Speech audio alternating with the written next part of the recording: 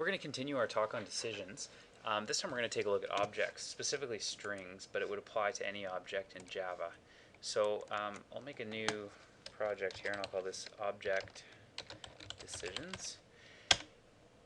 So there's a key difference here between objects and primitive types, and I'll just remind you primitive types that we are using. We've seen booleans, we've seen doubles, and we've seen ints. But objects, one of the ways that you can distinguish them, for example, is something like a scanner. It starts with a capital S versus an int, which is a reserved word, so it shows up highlighted and lowercase. That's just convention. It doesn't have to be in uppercase, but usually it is uppercase. So when we're taking a look at comparisons and we want to do it with strings, I'll just import a scanner here while we're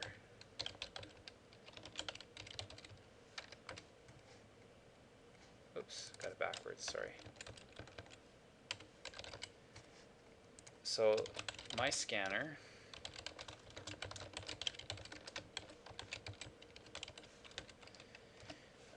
let's just say we're going to enter in two names.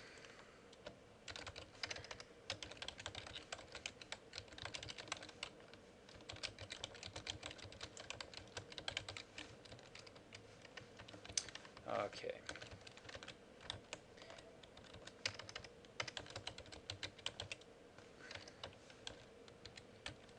So let's go string name is input dot next line.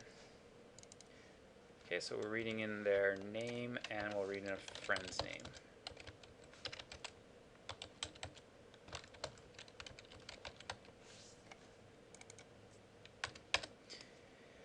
So there is something you can do in Java like this.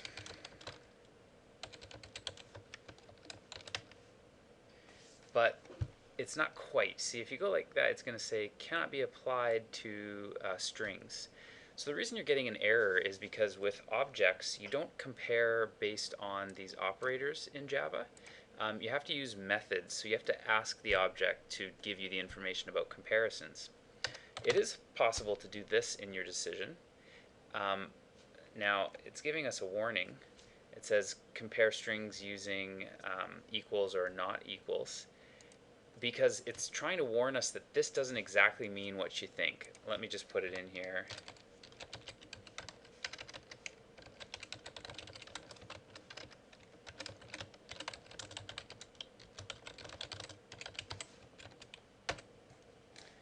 Okay, so if I was to run this program,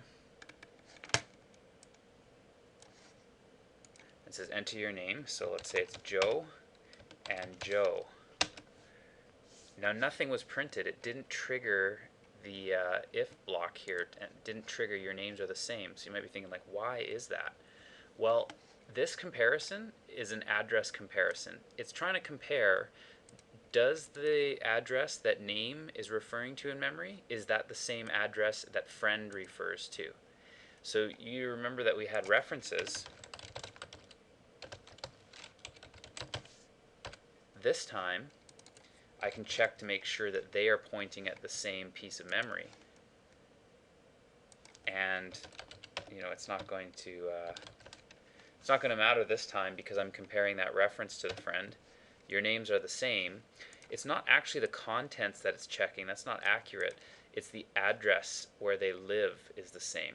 So remember this string called friend, it's getting new memory here and it's storing it in the computer and we refer to it by friend. I can give it a reference, call it anything you want, and point to the same memory. So it's pointing to the location where friends were. So now when I want to see are they the same piece, that's what this equals operator does to objects, is it just looks to see are these things pointing to the same piece of memory. So this is useful when you're trying to figure out are they references of each other. So if you want to know do they refer to each other, this is how you do it. Okay? And again, you could also say are they not references of each other, exactly the same way. But for the most part, we won't talk too much about references at the beginning of our course here. We'll want to compare the contents. So how do we make it work the way it originally had intended, which was where, how do you know if the name is the same as your friend's? So with objects, you have to do a comparison using their methods. So if you hit dot, you'll see there's a whole bunch of things that come up as booleans, trues and false. So one thing I could do is just compare if they're equal. So I could say, does name equals friend? Are they the same? So now if I run it, does Joe equal Joe? The names are the same. So it's comparing the contents of name versus the contents of friend. Okay. That, however, is not as versatile as what I would like to show you today. Another way we could compare them is this one here, which is, just scroll down to see it, compare to.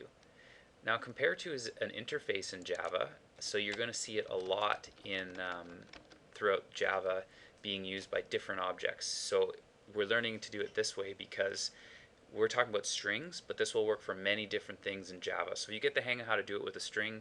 It works for a lot of other things. It has a lot of good features knowing how to do this. So the way that compare to works is it's going to take the values and it will return one of three things. So maybe I'll just jot it down so that we can track them. Oops. Compare to one of three things. A negative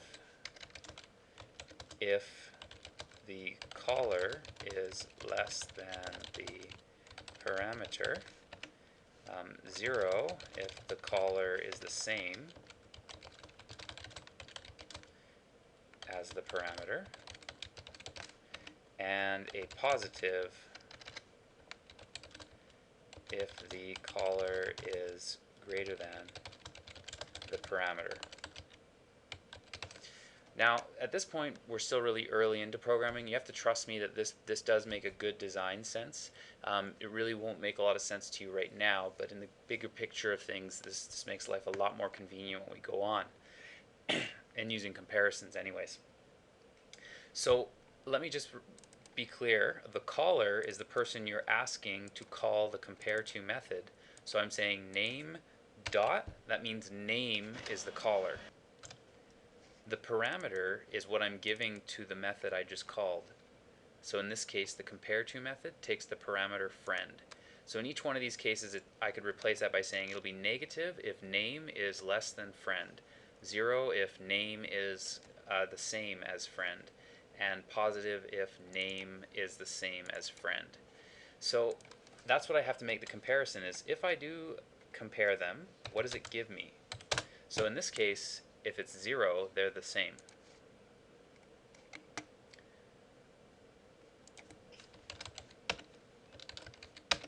So now it tells me the names are the same. Let's make this a little bit more descriptive. We'll use our else if block to keep going. Because I could say if name dot compare to friend is less than 0,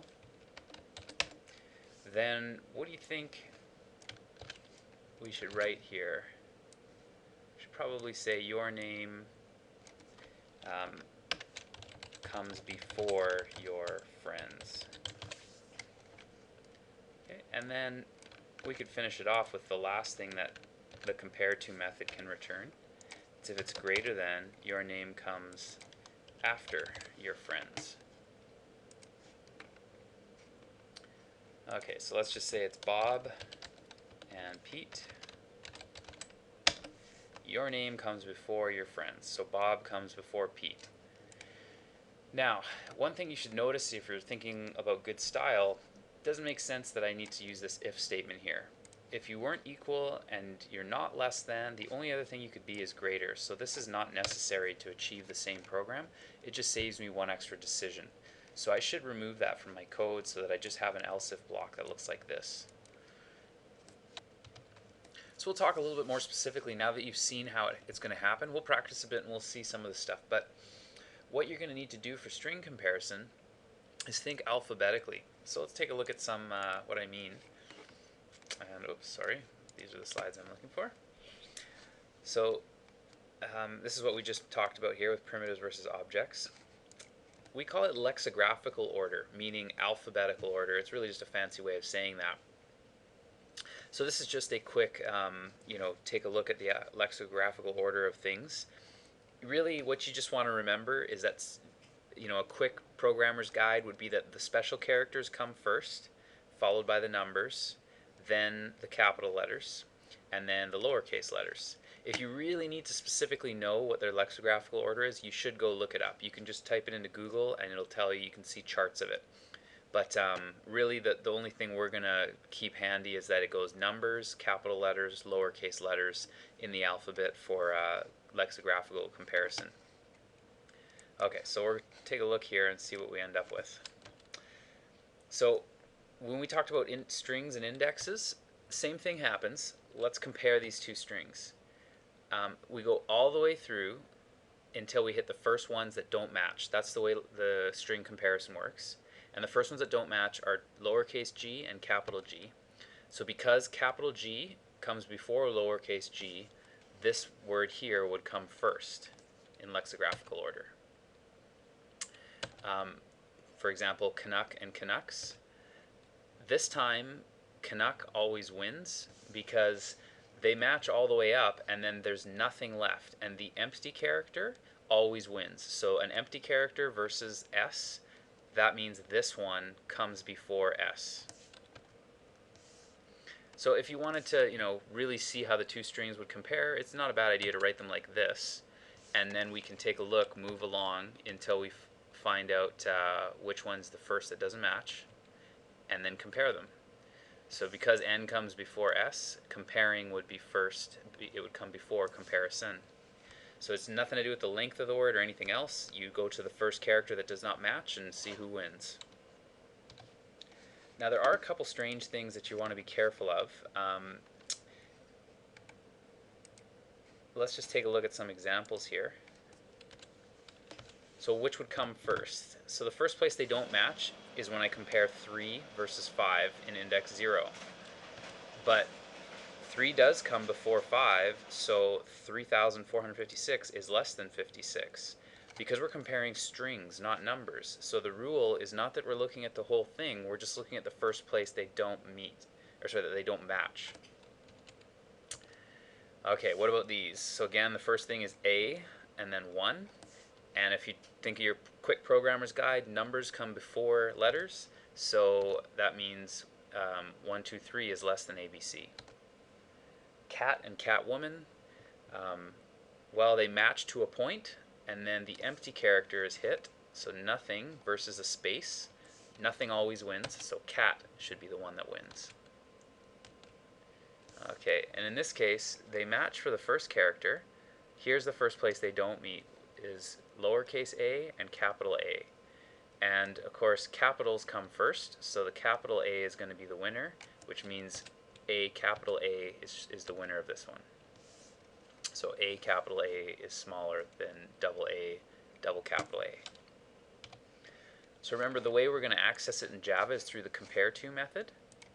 So it does exactly like we practiced, except instead of telling us which one's bigger, smaller, or equal, it returns a number to tell us which one. So in this one, ABC wins, so that means it's going to return a negative to indicate that ABC is less than DEF. This time, it's bigger. DEF is bigger than ABC, so Compareto will return a positive. This time they're the same, so Compareto would return a 0. Now you might be wondering, like, why it's getting so much more. There's so many things to keep track of, but the nice thing is they line up pretty good.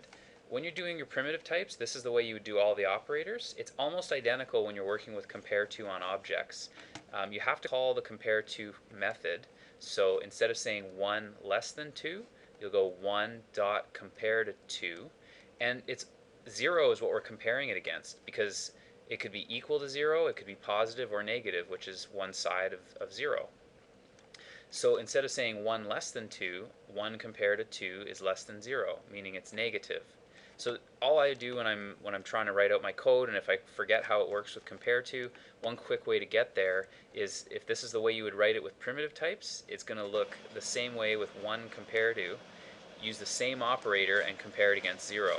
So for example, 1 equals to 2, 1 compared to 2, and I use the same operator with 0. 1 is not equal to 2, 1 compared to 2, same operator, and it's 0 that I'm comparing it against. So that's the pattern for everything in this table here. So since I'm always comparing it versus 0, use the same operator, compare it with 0. Okay, so if we look through these, just to give yourself a quick practice, the next one would be 1, 2, 3, 4, 5, 6, 7, 8, 9, Ethel, Heffalump, which I believe if you're a Winnie the Pooh fan, I think that's from the story. Lucy, book. So now we're going into the lowercase letters. We're going alphabetically, and we're done. So let's go back to our code then. Same thing happens. I wanted to compare name with friend and say that they're equal. So name compared to friend equals, and 0 is what I'm comparing them against. Is name less than friend? So name compared to friend less than 0. Same pattern goes through. Now what we're going to do excuse me, is make a program that will just see if the person has put their name in with a capital. So usually when you write your name, you start it with a capital. Otherwise, we'd want to give them some kind of like a, oh, you forgot to capitalize your name sort of thing, or correct it even for them. So please enter your name.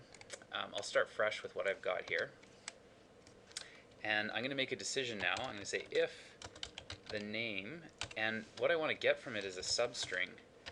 And I only want the first character because I want to see, is that a capital letter? So, you know what, why don't we make another variable just to keep this program a little simpler. I'll call it first letter. So if first letter, and I want to compare it to, how do you think I could find out if it was a capital letter or not? Well, there's one thing that I really want to make sure then is I want to make sure that that they started their name with something which is before the letter A, right? Because the capital letters come before this,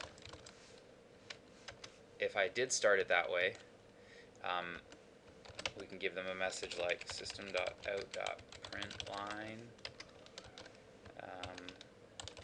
nice job. Otherwise, we can say you forgot to capitalize your first name.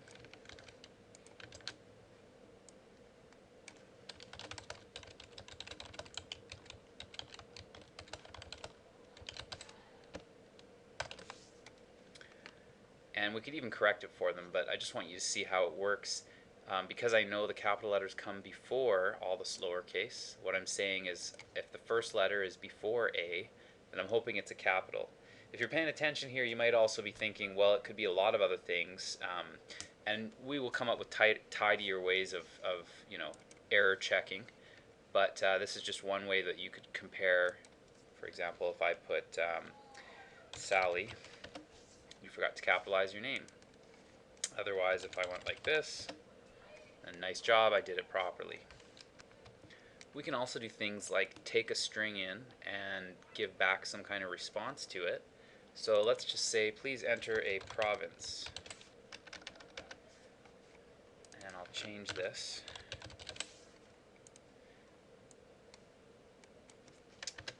So I will see if province, compare it to BC,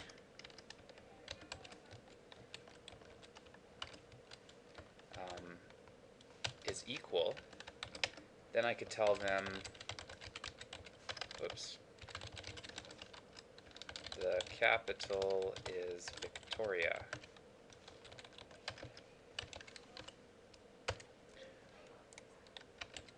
And it's always a good idea when you're asking for input, now that you have an else block there, is you can catch any errors that happen. You can just put unknown province. It's not known to our program yet. So in this one, if I put in the province as, you know, Ontario, it's unknown. But if I put in BC, it gives me Victoria. So of course we can add to this and add some other provinces in here. For example, put in a couple more. Ontario, the capital is Toronto. I think Manitoba, the capital is Winnipeg.